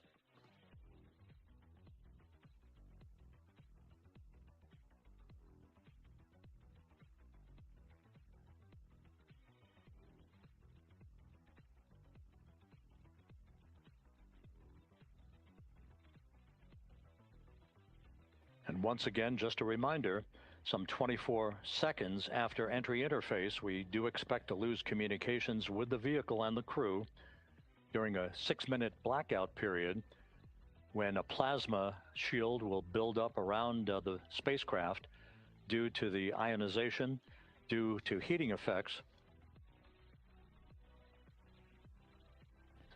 And Flight Dynamics has just confirmed we will have a blackout period of exactly 6 minutes in duration. And once again, that's due to the fact that a plasma buildup around the vehicle will prevent communications and data, so we will not be able to talk to the crew members at that time, nor will we receive data here in the flight control room. Houston, everything is looking good on board. Just confirm no pre-EI downloads. Houston concurs. That blackout period to begin at 6:53 and 54 seconds p.m. Central Time, and again will last about 6 minutes in duration.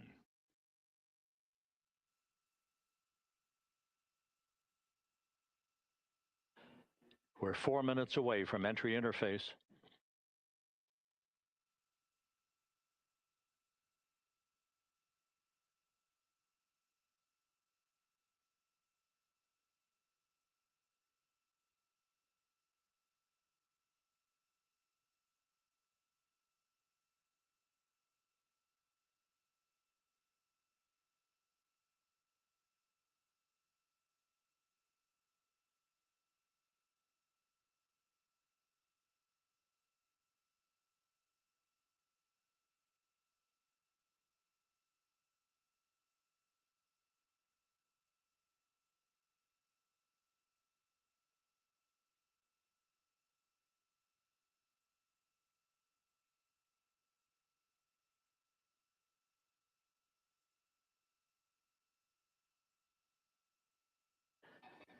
This view from Integrity, as it crosses from southwest to northeast across the Pacific Ocean, 3 minutes from entry interface.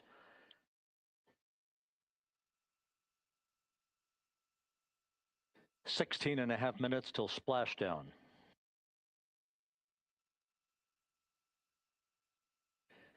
The USS John P. Murtha and the recovery team is on station and in position, as are the airborne imagery assets that we hope to receive imagery from as Artemis enters the Earth's atmosphere and through parachute deployment.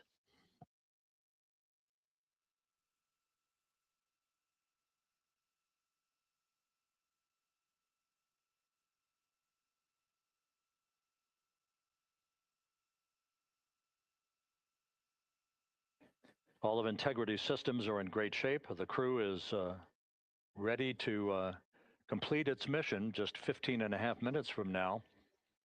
All of the activities today have gone off in perfect fashion. No issues with the vehicle, no issues with the crew. And the weather at the splashdown site is go.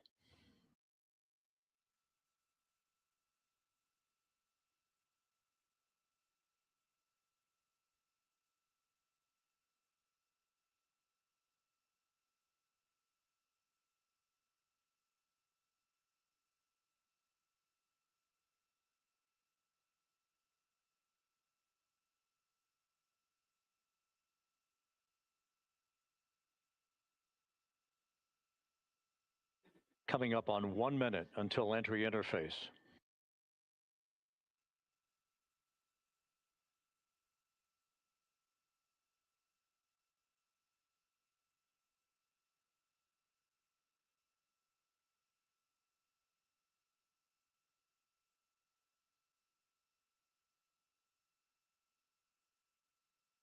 Mark 1 minute until entry interface. 1 minute, 20 seconds until the expected start of our 6-minute blackout. Integrity, 1 minute to a 6-minute blackout. Integrity.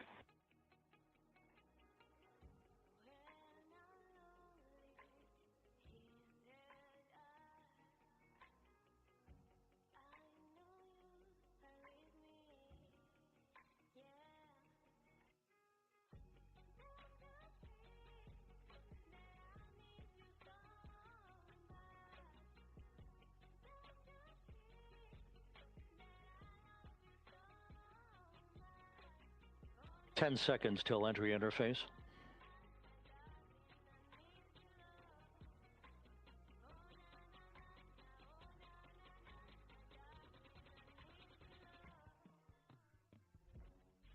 And we have crossed the threshold, now entering the Earth's atmosphere. We're at 400,000 feet, traveling 34,800 feet per second.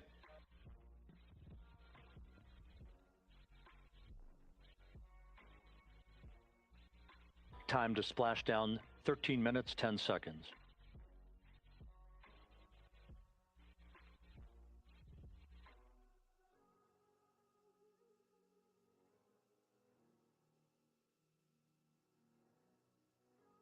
And as predicted, we've entered our communications blackout. This will be a 6-minute blackout period. No voice, no data from the crew.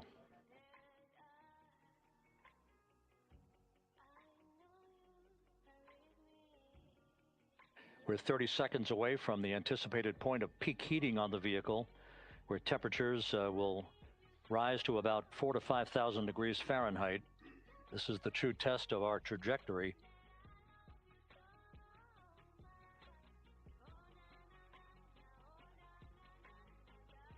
And from the G5 aircraft in the vicinity of the splashdown zone, this view of integrity. So that pinpoint of light shows the vehicle as it enters the period of peak heating in the Earth's atmosphere, the first tug of gravity being felt by Integrity's astronauts since their launch back on April 1st.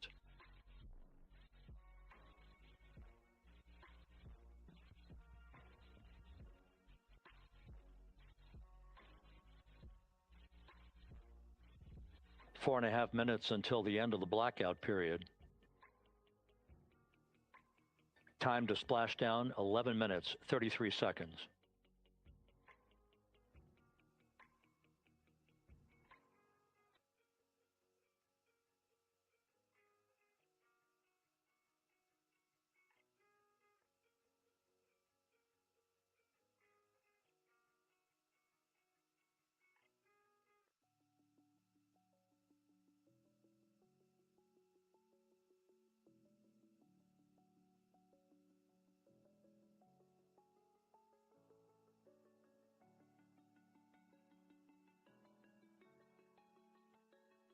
The landing and support officer reports that the P3 has acquisition on Integrity.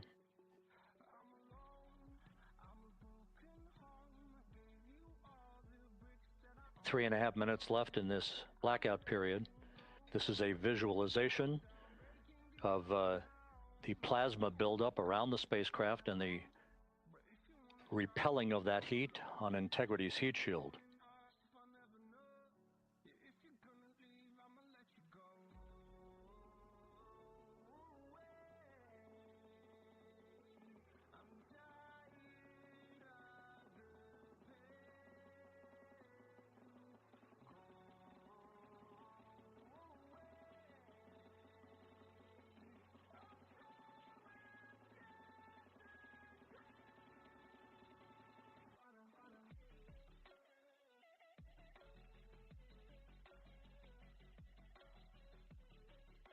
Flight Dynamics reports that airborne assets in the vicinity of the splashdown zone do have a visual on Integrity. Still 2 minutes and 40 seconds left in our blackout period. Time to splashdown, 9 minutes, 35 seconds.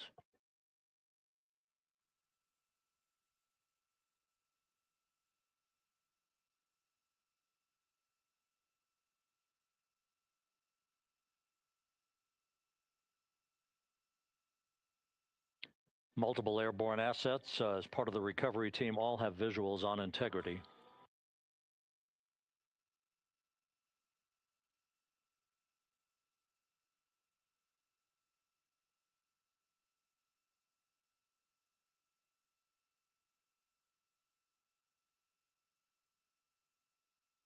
And the WB-57 flying in the splashdown zone also has a visual. And the Navy helos also have visuals.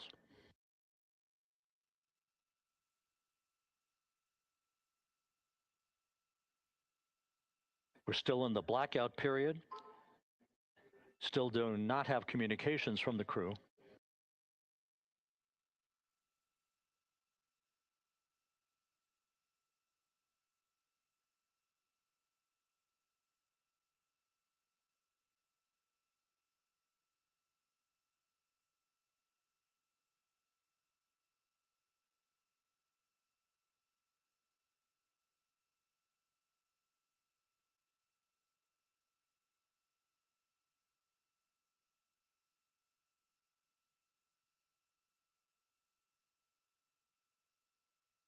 We're standing by for communications from the crew. We should be out of the blackout period less than a minute from now.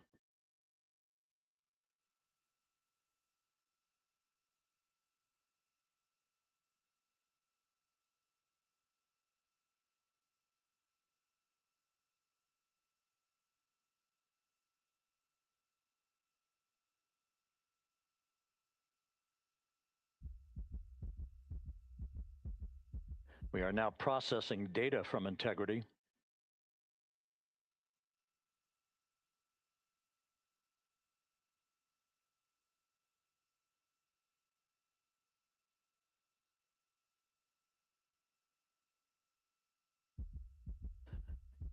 Landing and support officer reports the small boats are en route to the splashdown target zone.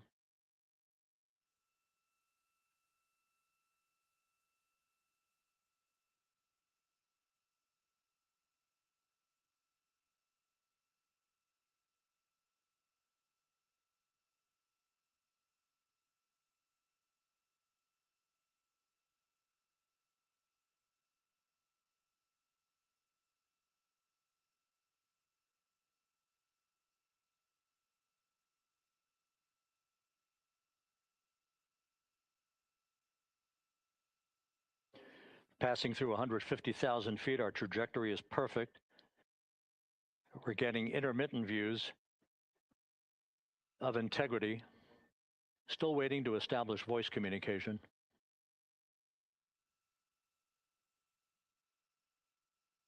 Integrity, Houston, comm check, post-blackout. Houston, Integrity, we have you loud and clear. Your trajectory is nominal, and your recovery teams have visual. Guidance looks good. No action for the enabled internal camera controller fail. Big cheers from the viewing room here in Mission Control as voice communication reestablished with Commander Reed Wiseman. For America and a waiting world, Integrity is 5.5 minutes away from coming home.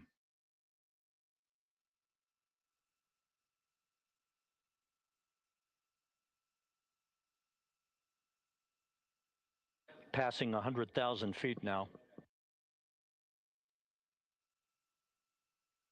Range to splashdown 19 nautical miles.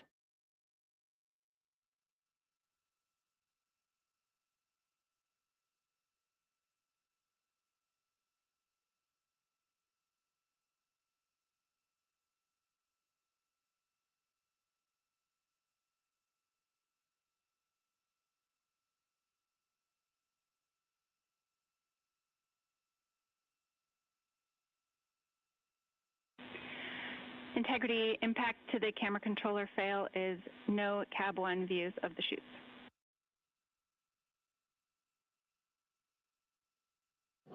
Integrity.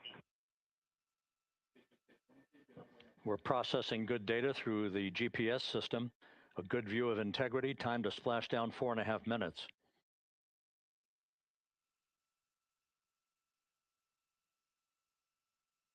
And a view of Integrity from the WB-57. We're at 50,000 feet.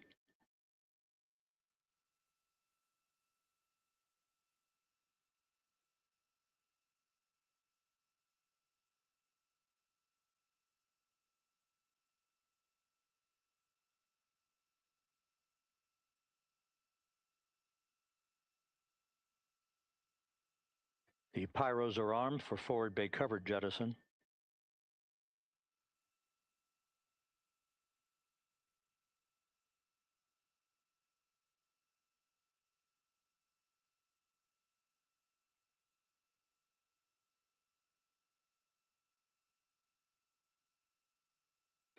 And there go the first series of parachutes.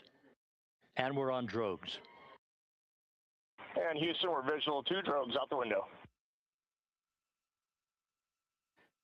2 good drogue chutes. Next up. We copy, we see them. Next up, the deployment of pilot parachutes that will pull the main chutes out. Time to splash down 3 minutes and 10 seconds.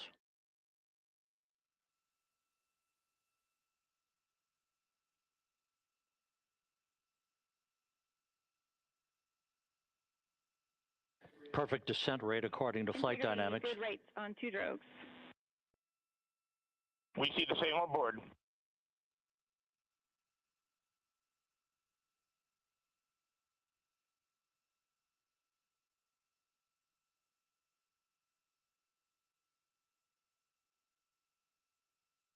Passing through 10,000 feet, still on drogues.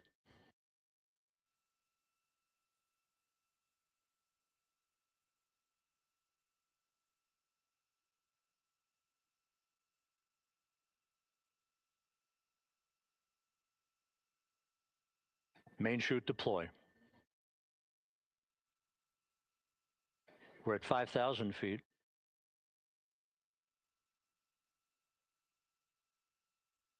Search and recovery beacon has been activated on integrity. And we have 3 good main chutes. Good 3 main chutes, good reefing, good descent rate. Good rates, and we see 3 good-looking parachutes.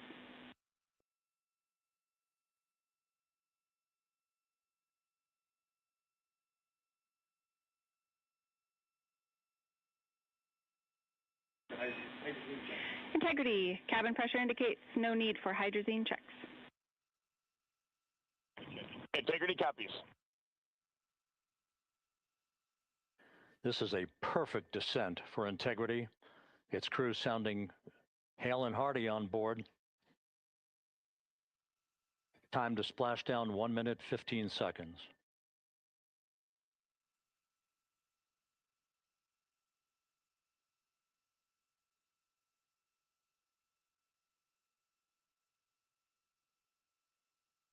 Integrity about to complete a journey spanning 694,481 miles from its launch from the Kennedy Space Center back on April 1st, and a trip around the moon.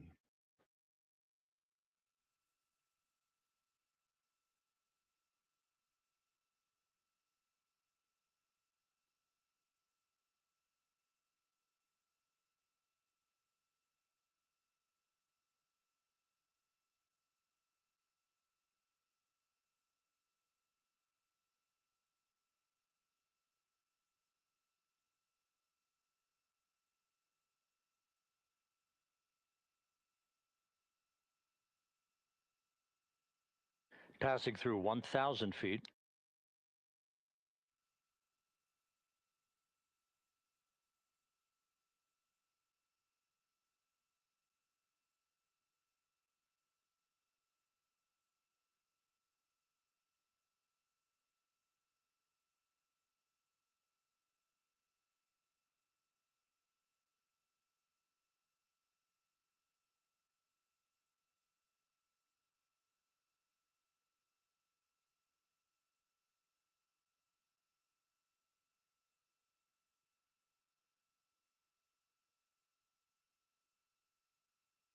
Houston Integrity, splashdown, sending post-landing command now.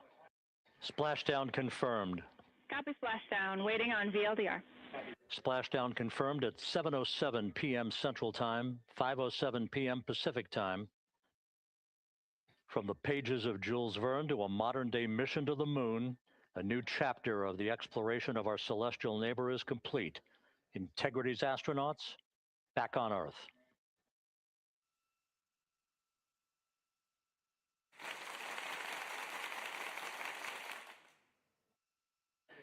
And the landing and support officer reports the vehicle is stable 1.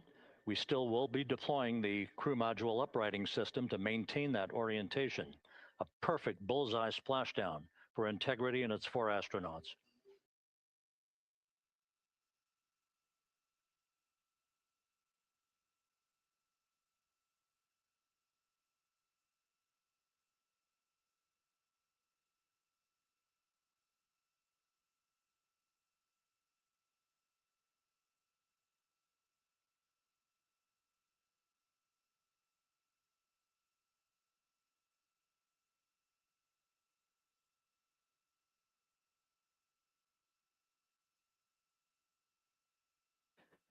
The unofficial splashdown time, 7:07 and 47 seconds p.m. Central Time. We'll get that refined for you.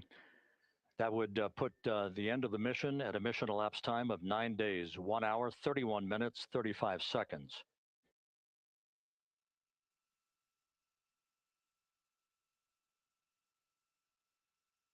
And we're configuring for very low data rate.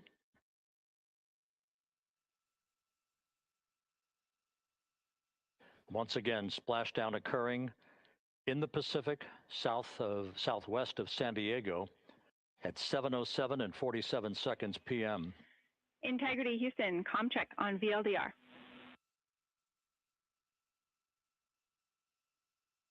Houston, we have you loud and clear on VLDR. How us?